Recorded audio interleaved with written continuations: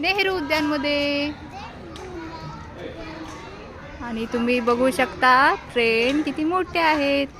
प्रियांश बघा कसं खेळतोय. ये चल चल. एंट्री फीस 1 रुपयाचं आहे. 180 रुपीज. प्रकारची बस आहेत. तुम्ही पण बघू शकता. डक आहे. किती छान. रॅबिट.